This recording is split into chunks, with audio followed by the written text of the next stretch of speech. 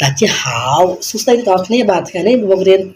តជាមួយនឹងខ្ញុំបាទទាំងអស់គ្នាបាទនៅមេរៀនទី3បាទដែលមានចំណងជើងថាតើផ្ទះអ្នកនៅកន្លែងណាបាទអញ្ចឹងយើងអានទាំងអស់គ្នា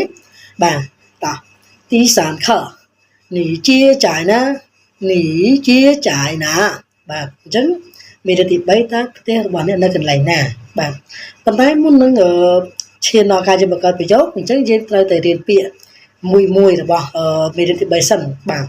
តោះឥឡូវចាប់ផ្ដើមមកគ្នាបាទពាក្យទី1មានពាក្យជាបាទផ្ទះបាទទី2មានពាក្យចាយបាទចាយបាទនៅបាទចាយនឹងប្រែថានៅបាទហើយពាក្យបន្តមកទៀតគឺណាបាទណាយើងអានថាណាក៏បានអានណាលីក៏បានដែរបាទកន្លែងណាបាទពាក្យទី4ប៉ៃជីងបាទគឺទីក្រុងប៉េកាំងបាទហើយពាក្យទី5ហ្នឹងគឺសាងហៃបាទទីក្រុងសៀងហៃបាទពាក្យទី6ហ្នឹងគឺសៀងកាន់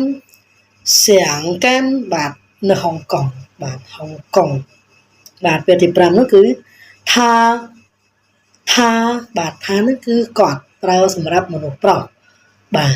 តោះឥឡូវនេះយើងមករៀនបង្កើតប្រយោគទាំងអស់គ្នាបាទដោយប្រយោគទី1គេសួរថាតើផ្ទះរបស់អ្នកនៅកន្លែងណាអញ្ចឹងយើងនិយាយជាភាសាចិនថា你接在哪តើផ្ទះរបស់អ្នកនៅកន្លែងណាបាទអញ្ចឹងពេលដែលយើងឆ្លើយវិញយើងយើងឆ្លើយថា我接在北京បាទផ្ទះរបស់ខ្ញុំនៅទីក្រុងប៉េកាំងបាទតែបើសិនជាផ្ទះរបស់ខ្ញុំនៅប្រទេសកម្ពុជាយើងឆ្លើយថា我接在柬埔寨បាទអញ្ចឹងផ្ទះរបស់ខ្ញុំនៅប្រទេសកម្ពុជាបាទហើយបើគេសួរចំពោះគេសួរពីអ្នកទី3វិញអូនយើងសត្វតែ2នាក់ប៉ុន្តែគេសួរផ្ទះរបស់គេយើងផ្សេងទៀតអញ្ចឹងគេតែសួរថាថាជាចាយណាតើផ្ទះរបស់គាត់នៅកន្លែងណា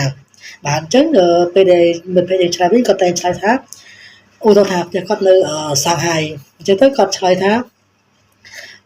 ជាចាយសាងហៃផ្ទះរបស់គាត់គឺនៅក្រុងសៀងហៃ